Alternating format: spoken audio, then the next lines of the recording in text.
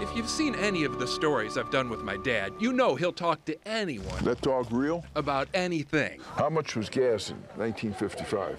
But one thing my father has never talked about much is the war. Growing up, I knew almost nothing of my father's service. I think once I heard him say something about coming home from the war with a mouthful of metal. And there were some other clues, hidden way up in the attic of our house. Now, you see that trunk back there? Just from poking around up here as a kid, Now open that up. I knew my dad was in the Army's 32nd Red Arrow Division.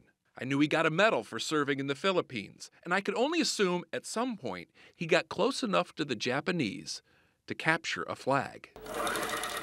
Even more intriguing was an article I found in the local paper. It was written from an official Army press release touting my father's heroism. Private George Hartman, while under enemy fire, used TNT, dynamite, and flamethrowers to blast enemy troops from their caves high in the mountains of Luzon.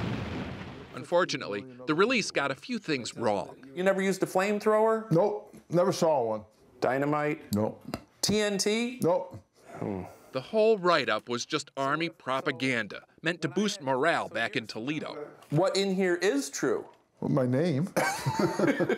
I learned, truth is, my dad spent most of his time working in a PX, selling candy bars and whatnot. If you had access to candy? Which finally explains Makes sense. Yes. the mouthful of metal. That would do it.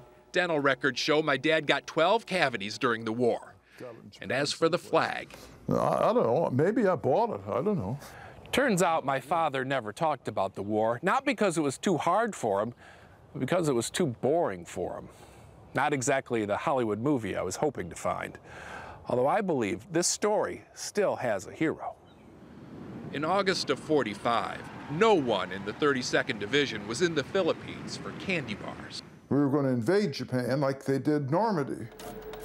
And I also believe that if Harry Truman wouldn't have dropped those atomic bombs, that I wouldn't be here today.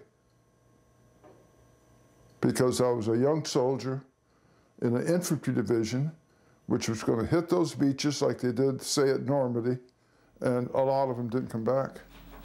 Sometimes, the only thing that separates the living from the dead is circumstance. Some of us live, some of us die. And sometimes, the only difference between a hero and an average Joe is opportunity. Of course, Memorial Day is about honoring those who gave their lives to this country. But this year, I'll also be taking a second to appreciate the many more who, for whatever reason, didn't have to. Steve Hartman, CBS News.